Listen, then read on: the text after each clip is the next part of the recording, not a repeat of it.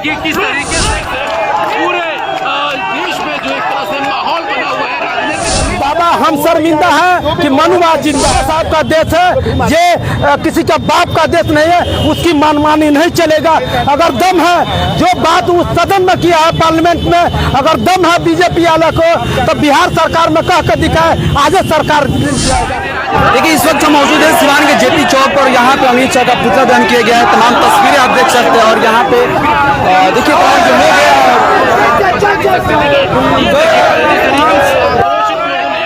बाबा साहब के जिस तरीके से कहा जा रहा है कि अपमान किया है, उसको लेकर के देश भर में पुतले दहन किए जा रहे हैं। और इस तरह से देखिए किस तरह से यहाँ जेपी चौक पे पुतला दहन किया जा रहा है और अभी जिस तरीके से से इनको मारा जा रहा है। बिल्कुल एक तरह से देखा जाए तो ये अलग तस्वीर बयान कर रहा है। खास करके ये आप तस्वीर देख सकते हैं किस तरीके से जेपी चौक पे ये जो भारत के गृह मंत्री आदरणीय अमित शाह ने जो बाबा साहब डॉक्टर अंबेडकर को अपमानजनक शब्द कहा और उन्होंने कहा कि जो ये जय भीम लोग करते हैं, अंबेडकर का नाम लेते हैं, इतना नाम अगर भगवान का लेते तो ये लोग स्वर्ग में चले जाते।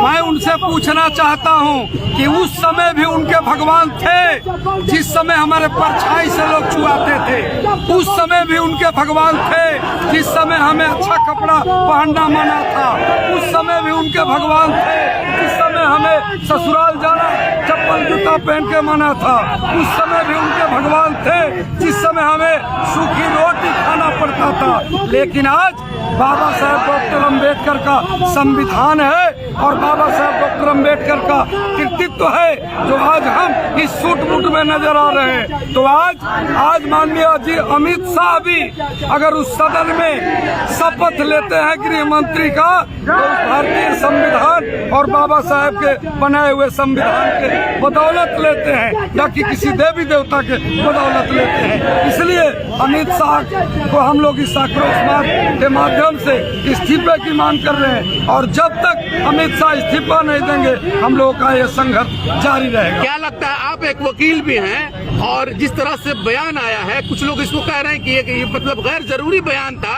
अमित शाह का, कांग्रेस के लोग इस पे बढ़ चढ़ के मतलब आगे आए हुए हैं। दलित समाज ये कह रहा है कि बाबा साहब का अपमान है, जबकि भाजपा के लोग कह रहे हैं कि अपमान नहीं है बल्कि उन्होंने इसी तरह का शब्द का इस्तेमाल किया है। तो सच में ये अपमान नहीं है, एक राजनीति हो रही है इस पे सिर्फ? नहीं, ऐसी बात नहीं है। आपने कहा कि गैर जरूरी बयान है। हाँ। एक जिम्मेदार आदमी से गैर जिम्मेदाराना बयान की उम्मीद हम कैसे कर सकते? वो भी सदन में।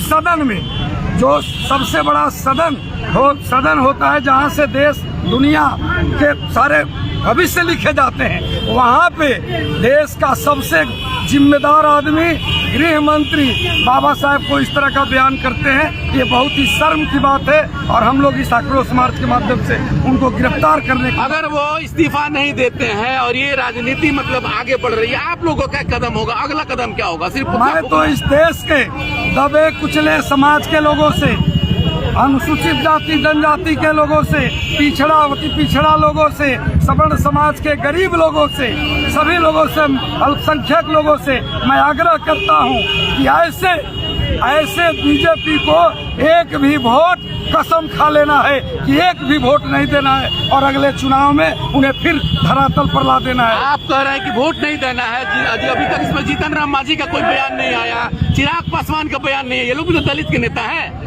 माननीय चिराग पासवान जी, माननीय जीतन राम मांझी जी उनके संरक्षण में पला पोसा रहे हैं, वो कैसे बयान देंगे? वो तो कुर्सी का लोभी है, उनको कुर्सी चाहिए, वो कुर्सी धर के बैठे हैं। उनको इस दलितों का अपमान, बाबा साहब का अपमान तो उन लोगों के लिए जी गुस्से में इसलिए है कि बाबा हम शर्मिंदा है कि मनुवाद जिंदा है। आज भी मनु के औलाद नाजायज पैदा है जो मनु से संविधान चलाना चाहते हैं। इसका सवरकर है, गोलवरकर है, दीनदयाल उपाध्याय है जो देश के साथ गद्दारी किया है, उसके थोक से चलाना चाहता है देश। तो ऐसे नहीं चलेगा, ये बाबा साहब का देश है, ये किसी का बाप का देश नहीं है, उसकी मनमानी नहीं चलेगा। अगर दम दम है, जो बात उस सदन में किया है पार्लियामेंट में, अगर दम है बीजेपी वाले को तो बिहार सरकार में कह कर दिखाए, आगे सरकार जाएगा।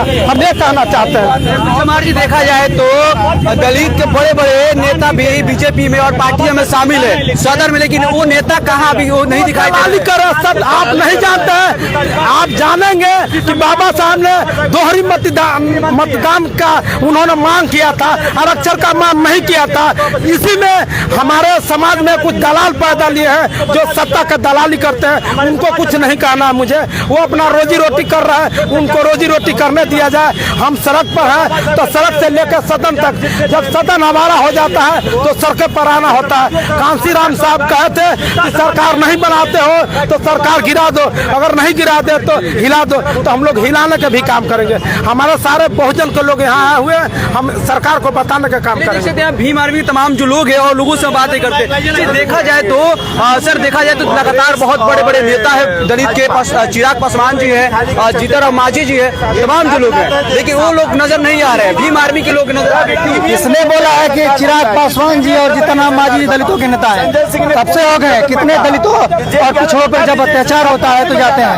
ये दलितों के नेता नहीं है। और दलित के लिए जो अगर नेता होते तो रोड पे होते, दलितों के अधिकारों के लिए और उनके सम्मान के लिए। ये सब के सब जो आरएसएस के लोग हैं और बीजेपी के पिट्ठू हैं। उन्होंने किया है बाबा साहब। कब तक आप लोग आंदोलन चलता रहेगा? जगह जगह पुतला दहन होता रहेगा। महापुरुषों के साथ अगर कोई भी छेड़छाड़ करेगा और अपमान करेगा तो कुर्बानी दी जाएगी, पीछे नहीं हटी जाएगी, लेकिन समझौता नहीं होगी। किसी को अधिकार नहीं दिया जाएगा कि हमारे महापुरुषों को अपमान करे। मेरा नाम दीपक सम्राट है, प्रदेश महासचिव भीम आर्मी। देख सकते तमाम ये जेपी चौक से सीधे लाइव तस्वीरें हम दिखा रहे हैं। जी, परिचय से स्टार्ट किया जाए। मेरा नाम फिरोज खान है। जी फिरोज खान जी, देखा जाए तो लगातार ये जगह जगह में पुतला दहन किया जा रहा है और मुर्दाबाद के नारे लग रहे हैं अमित शाह के, लेकिन ये कब तक होता रहेगा और क्या आप लोग की मांग है? जब तक अमित शाह माफी नहीं मांगेगा तब तक ये चलता ही रहेगा।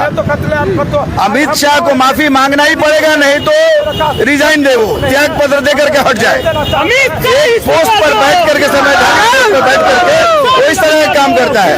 रही बात कांग्रेस की, तो कांग्रेस और भाजपा एक ही थाली के दो चट्टे बट्टे हैं। एगो नागनाथ है, एगो सांपनाथ है, दोनों की कहानी एक ही है। वो धीरे धीरे खाता है, ये डायरेक्ट खाता है, खा तो दोनों रहे हैं हमें। अब अमित शाह अगर जिसको नहीं समझेगा तो हम बिहार के मुख्यमंत्री नीतीश कुमार से आह्वान करते हैं कि भाजपा के सपोर्ट हटावें। अगर वो नहीं हटाएंगे तो आने वाले इलेक्शन में मुस्लिम समाज और दलित समाज उनका साथ छोड़ देगा। ये तमाम तस्वीरें आप दिखा रहे हैं जहाँ पे सिवान के जेपी चौक से। जी, क्या जी, जय भीम। मैं अजय कुमार गोंड।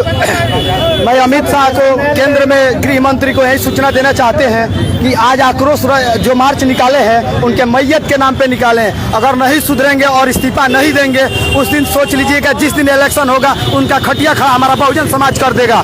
याद रहे।